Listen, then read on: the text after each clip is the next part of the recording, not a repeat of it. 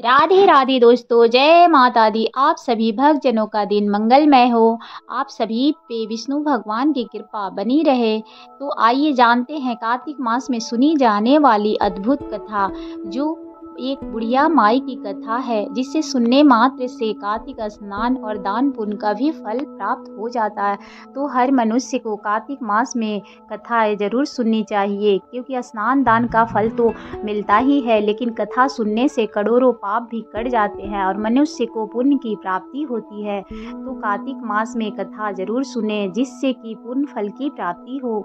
इसमें माँ तुलसी की पूजा पूरे विधि विधान और विशेष रूप से होती है, क्योंकि माँ तुलसी के रूप में माँ लक्ष्मी भी विराजमान होती है, क्योंकि तुलसी माँ को माँ लक्ष्मी का रूप ही माना गया है। और विष्णु भगवान को अति प्रिय है तुलसी, क्योंकि तुलसी के बिना कोई भी पूजा पाठ और प्रसाद विष्णु भगवान ग्रहण नहीं करते हैं। तो आइए जानते हैं तुलसी माता की एक पौराणिक कथा, जो बुढ़िया माई के रूप में पूजे जाने पे उन्हें कैसे प्राप्त हुआ। तो देखिए, एक बुढ़िया माई थी जो तुलसी माता की बड़ी ही विधिवत पूजा पाठ करती थी। कार्तिक महीने में एक बुढ़िया माई ने तुलसी जी को शीश दी और कहती, हे तुलसी माता सत की दाता, मैं तेरा विड़ला सिंचती हूँ। मुझे बहू दे, पीताम्बर की धोती दे, मीठा मीठा ग्रास दे, वैकुंठ में बांस दे, चटक की चाल दे, पटक की मौत दे, चंदन का काठ दे, रानी साराज दे, दाल भात का भोजन दे, ग्यारस की मौत दे, कृष्ण जी का कांधा दे। तब तुलसी माता यह सुनकर सूखने लगी। तो भगवान ने पूछा कि हे तुलसी, तुम क्यों सूख रही हो। तुलसी माता ने कहा, एक बुढ़िया रोज आती है और यही बात कह जाती है, मैं सब बात तो पूरा कर दूंगी, लेकिन कृष्ण का कांधा कहाँ से लाऊंगी। जो भगवान बोले जब वह मरेगी तो मैं अपने आप कांधा दे आऊंगा। तुम बुढ़िया माई से कह देना।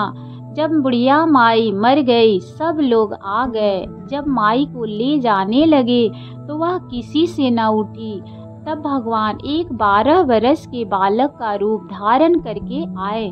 बालक ने कहा, मैं कान में एक बात कहूँगा तो बुढ़िया माई उठ जाएगी। बालक ने कान में कहा, बुढ़िया माई मन की निकाल ले, पीताम्बर की धोती ले, मीठा मीठा ग्रास ले, बैकुंठ का बास ले, चटक की चाल ले, पटक की मौत ले, कृष्ण जी का कांधा ले।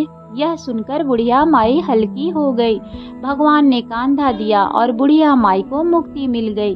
तो इसी प्रकार हर मनुष्य को तुलसी मैया की पूजा कार्तिक मास में पूरे विधिवत करनी चाहिए, जिससे तुलसी माता ने जैसे बुढ़िया माई को मुक्ति दी और कृष्ण का कान्हा मिला, उसी तरह हर मनुष्य को भी मुक्ति मिले और उन्हें पूर्ण फल की प्राप्ति हो और गलत राह से मनुष्य बच सके, जिसका आशीर्वाद हमेशा विष्णु भगवान का उन पे बना रहे और तुलसी मैया की कृपा हमेशा सदैव अपने घर संसार पे बना रहे, क्योंकि तुलसी माँ का जो स्थान होता है वो बड़ा ही मोहक और उनसे पवित्र कुछ भी नहीं है।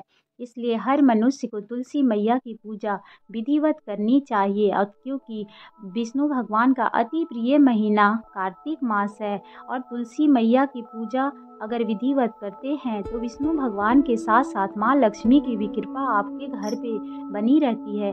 तो कार्तिक मास हो चाहे पूरे साल, आप मैया तुलसी की पूजा पूरे विधि विधान से करें। जिस तरह बुढ़िया माई को मुक्ति मिली, उसी तरह हर मनुष्य को यही प्रार्थना है कि हमें भी बुढ़िया माई जैसा ही मुक्ति मिले।